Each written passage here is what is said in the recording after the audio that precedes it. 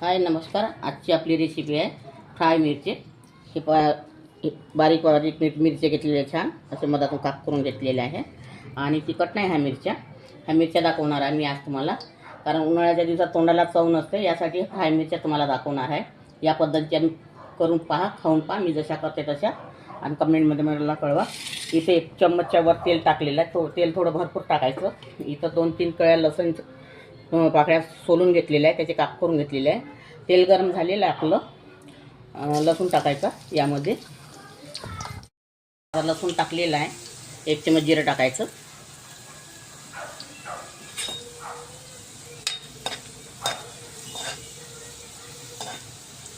जिरं थोडं फुटू द्यायचं आपल्याला।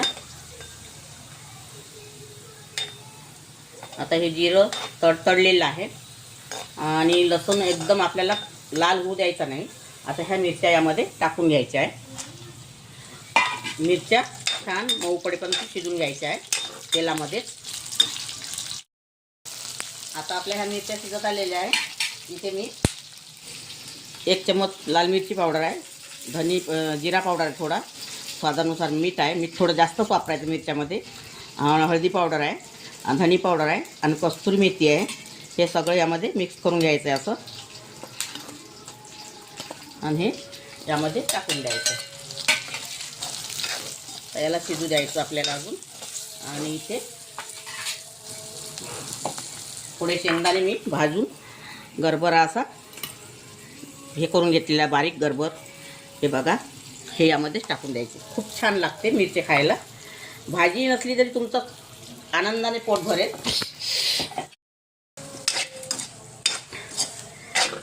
भाजी नसली तरी तुमचं पोट भरेल। 2 ऐवजी 4 चपात्या खाल तुम्ही आणि मोकळे व्हाल खाऊन। अशा मिरच्या करून बघा या पद्धतीच्या।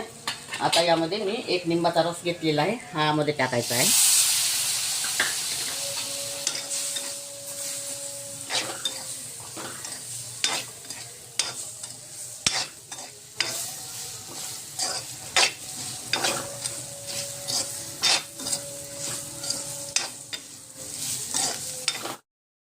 काय आपल्या चटपटीत मिरच्या तयार झालेल्या आहे, हे बघा। आता मी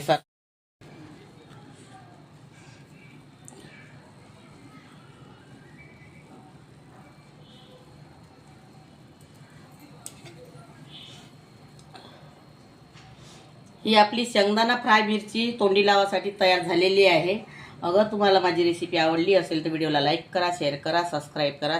व्हिडिओ बघितल्याबद्दल धन्यवाद।